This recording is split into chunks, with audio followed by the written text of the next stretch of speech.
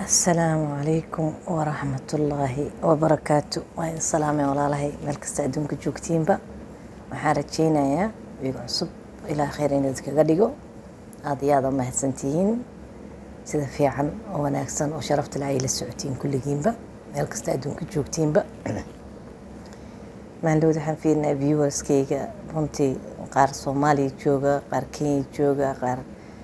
Carbaha jooga ma sha Allah ila khayr idin siiyo aad iyo aad u mahadsantihiin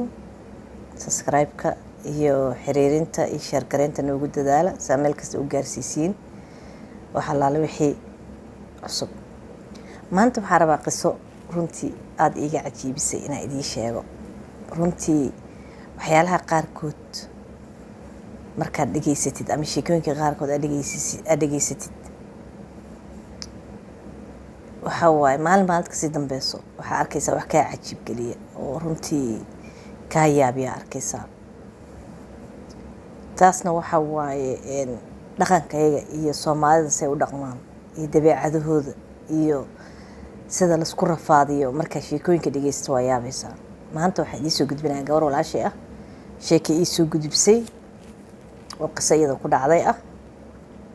gabadhaas gabar miskiin iska ahayd dalka Carabta ku nool iska shaqaysata shaqaale ah oo dadkan guriyaha ka shaqeeya ah waxay tiri wiil Soomaali asbarnay ma sha Allah wiilku waxay tiri markaa asbarnay ugu horeysay muddo iga maqnaa muddan way meel ka baxay haddana waa igu soo laabtay sheekadii haddana sii wadanay responsor oo xareysnaa dalkaas waxay Carabta responsorada laga sugo gabdhaha badan dalka Carabta ku noolna sponsor iska sugan inta xira iyo inta la xareystaan ka xareystaan iska sugan sponsorkooda waxay tiri wiilku xiiro inaan ku guursadaan raba waxa ay ma sha Allah why not waxay tiri markii hore kuma darsanin inaan single ahaan ka dhigtay markii dambana waxay tiri ku darsaday inaan xaas ahay waxa liigu yiri tiri hadaa markuu darsatid xaas oo nin ku darsatid listigaaga daaminis waa sponsorku kaasoo yar raagaya waxay tiri iska shaqaysan jiray ima dhibi jirin waxay tiri marka isku darsanaynay waxay dhaheen noo keen warqadii meherka kuwii wareejiyay tiri xoogaa waxaan arkay inuu ka laabanayo meherka in la sameeyo markii dambe waxaan iray tiri ka tala bax iska badaabay tiri aniga sponsorkayga abad qiiqiliga gelinaysaa adaanba ku bariyooyaa almuhiim waxay tiri sanad markuu i wareejinayay markii dambe sanadkii kadib ninkii waa soo fariistay tiri ninkii wuxuu yiri ilo aan sameeyna meherka waxay tiri maskaxdeeda waxa ma gelinin waa meherkii aan sameeynay warqadii dhiibanay waa ismehersanay waxay tiri wali waa suganaa sponsorkii ilaahay waa noo sahlay tiri ana uur yar leh oo ka qariyay ina iyaga uur leeyahay kuwa UN-ta baa la soo qaaday tiri Mareykanka dal kamid ah goboladaas Mareykanka gobol kamid ah ay keenay tiri waxay tiri gobolada markii la keenay gabar baan ku curtay tiri waa dhalay ma sha Allah saddexna waa ka dambeysay tiri laba wiil iyo gabar ugu yar waxay tiri waa iska nooleyn waxay tiri 2 sano markaan wada nooleyn oo waxay tiri uu baxbixi jiray oo gobolada Mareykanka maalin badii jiray gobol hebel aan shaqo ka raadsanaa gobol hebel maadaama gobolka aan joog aan deganahay shaqadiisa ay yar tahay gobolkaas aan shaqo ka raadsanaa taraaga raadsanaa waxay tiri iga tagtagi jiray bil 2 bilood iga maqnaan jiray waxay tiri maba aan dhibin waxay tiri waa iska shaqaysanay meel waayeelada isku soo qoray tiri meeshaas iskaga shaqaysanay ilmahayga hooga alxamdulillah waa ii kala kaceen waa ii koran iskuulkooda geysanay ma isdhibi jirnay tiri bishu baxo maqnaada dhowr bilood oo arki jiray markuu soo noqdan ana isaga waxba hayno soo laaban jiray waxay tiri waxyaalahaas oo dhan ima dhibi jirin waxay tiri markuu 3 sano ama 4 sano isla noolnahay oo si socod uu ku jiro maalintii dambe waxay tiri safar kasta markuu yimaado waxyaalo iga yaabiyay uu sameyn jiray laakiin maba aan maaragtay maskaxdayda ma gashan jirin wax qiyaamo ama wax in qadar ah ama wax oo maaragtay leeyahay oo ninkan uu wato ma dareemi jirin ma fiirin jirnay tiri waxay tiri markastuu safarka yimaado uu xoogaa dhorkowgi nala joogo haddana meel kala shaqo aan ka apply gareeyay meeshaas aan tagayaa dharkiisa waxay tiri maalin ba xoogaa u sii qaataa safarkii ugu dambeeyay uu yimid waxay tiri dharba guriga uma yaal boorso yar wataa warheedhe dharka maalin kasta aad sii wadid waxay tiri markaan gobolkan tago waa kasoo tagaa dhowr shaati uga soo tagaa gobolkan markaan tago dhowr suwaal uga soo tagaa waxay tiri maalintii dambe wuxuu yiri gabar walaashee timid oo gobolada Mareykanka aad timid gabadhii u tagayaa gobolkaas shaqo fiican laga helaa adliis kirana ma bixinaayo intii aan shaqo ka helaayo haddii aan shaqo helo barmad noqdana oo lacag sameeyno ay soo waca xaggaas u wada guureynaa waxay reeytay waayahay maade anigaba shaqadeeda waxay tiri shahaado yar aan qaatay xoogaa ingiriis yar iskaga hadlay tiri qacaqacaba oo dalkii carabta aan joogana aan ka soo bartay kan haddana aan xoogaa ku sii watay waxay tiri shaqo waa iska shaqaysanayay waxay tiri shahaadadaasna meel kasta uga shaqaysanay experience-ka aan ku waayeelada la shaqaystay waxay tiri ninkii waa tagay alla ii tiriyo yiri waxay tiri 4 bilood markuu maqan yahay oo midha bishii mar uu telefoon soo waco ciyaalka sayta xitaa u sadhihine warqadaha sugay ma ii imaadeen waxaasan sugay ma ii waxay tiri meelka iyo guriga iyo waxay tiri life-ka iyaga anaga sidiis kaleeto warqadaas inuu ii waraysto ma ahane anaga sidiis kale ciyaalka sii yihiin iyo xagee wax marayaan iyo iskuul iyo waxay tiri weligiis kaama waraysanay 4 bilood markuu maqan yahay maanta waxaan ku leeyahay waheede namana raraysid adigana maalin kasta waa sii socotaa dee walaalo macaan ama asla noolaano hal meel aan ku wada noolaano hadda gobolka aad joogtid aan ku wada noolaano oo soo guurno ama dee walaalo macaan ciyaalka hadda awalba anaa keligii kursanay dee aan ku kala dhaqaaqno waxay tiri taleefankii way damiyay oo kugu soo celin doonaa dhaha dibdam ima soo wacinay tiri taleefankii nambarkii waa bedeshay tiri gabigiisa waa xiran yahay taleefanka markaan wacab waa off meel aan xiriir ma aqaano walaashiis magaceeda ma aqaano walaashiis wuxuu yiri xiriyaha qaxootiga laga keenay runiyo been waxay tahay ma garanaayo qofka u raacda ma garanaayo gobol waxa deganahay tiri yar oo Soomaaliya ay ku yar tahay meel aan ka raadiyay ninkii waxay tiri sanad dhadhow markuu naga maqan yahay oo aan yaabana holay warheede xaguu ka baxay ninkii ba maalin waxay tiri waxaan iskaga hor imaanay gabar aan dalalka carabta isku naqaanay baan dukaan iskaga hor imaanay waxay tiri waa qaracbana heed xagee joogtaa waxay tiri mar hore la ii keenay magaaladan aan deganahay walaali macaan ma maleynay qof dad asxaabteed inuu meeshan joogo ma waa jooga xitaa waxay tiri hadda ka hor nin hebel yarka asaas socon jirteen baa xitaa mar magaalada ku arkay waxay tiri haa wiilku waa isqabnaayo waxay tiri mis guursateen waagi idinkoo isguursanaayo sheeka un iska taan ogaay hamay waa isguursanay oo waxay tiri horta ma ogtahay waagaas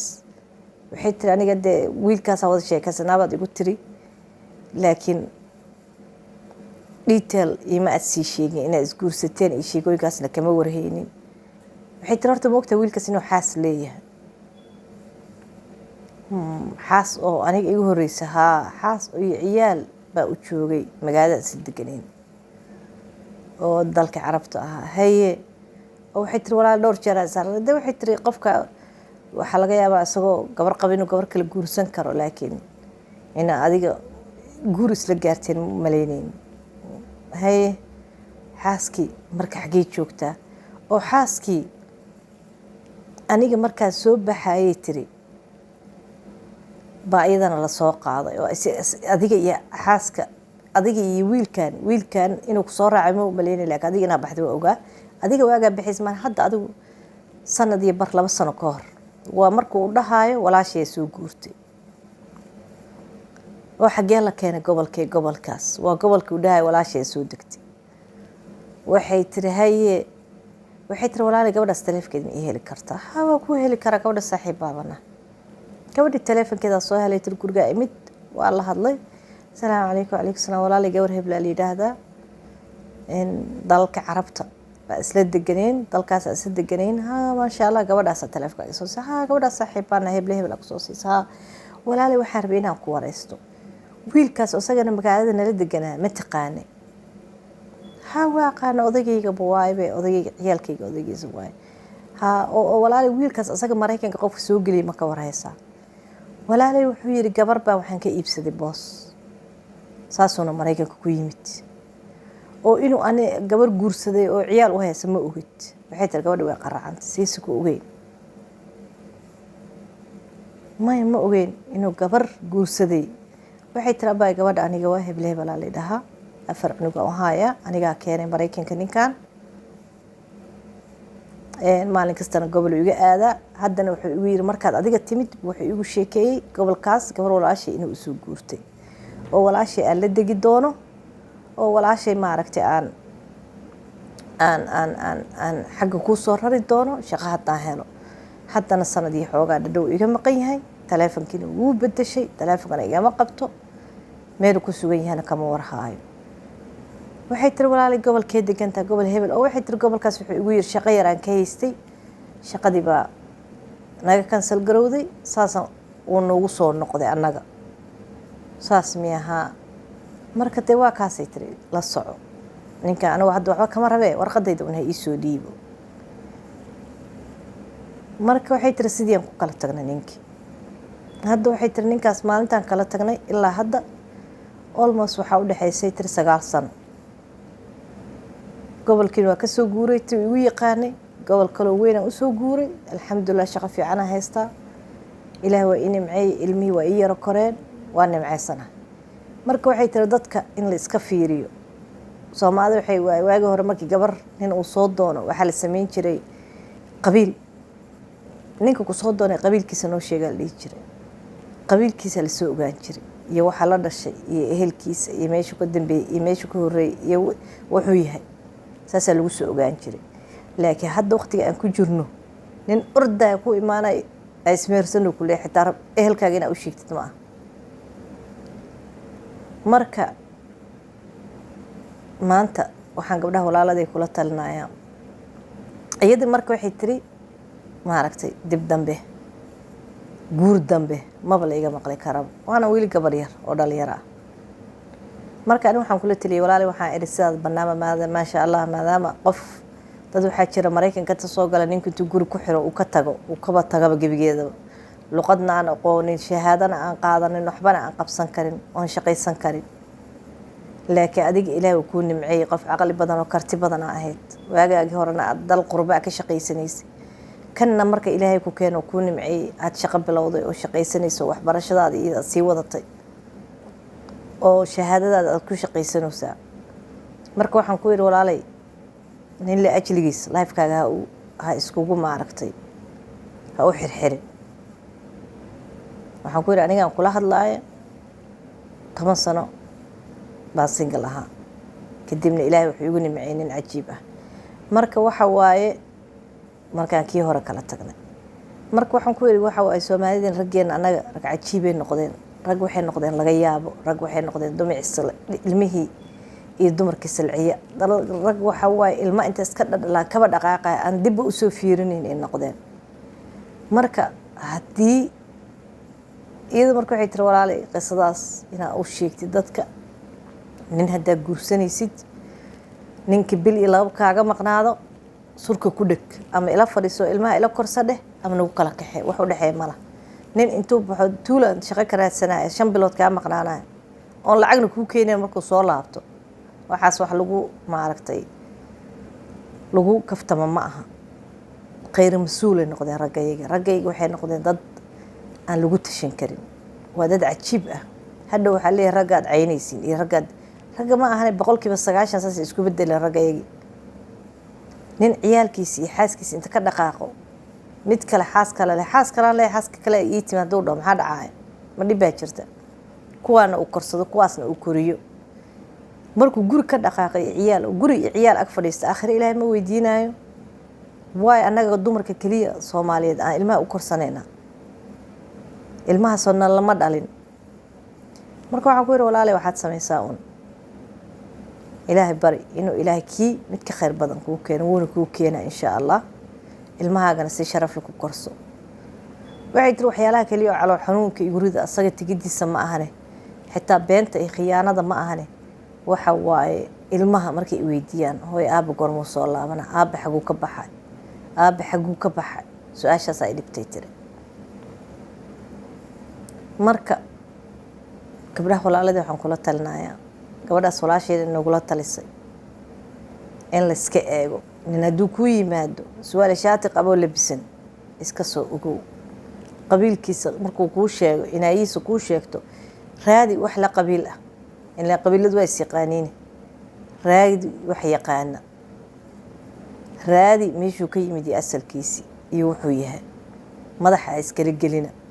leena 5 ciyaal kaaga dhaqaaqa bari 5 intuu ka soo dhaqaaqo mid kale u tagaa markaasuu 5 ka dhala kuwii hore buu sameelku ogeyn markaasuu kuwa kale hadana I don't know meeshii ka keeneen diintaas iyo dhaqankaas in maalinba meel 5 looga tago gobolba mid lagu guursado 5 looga tago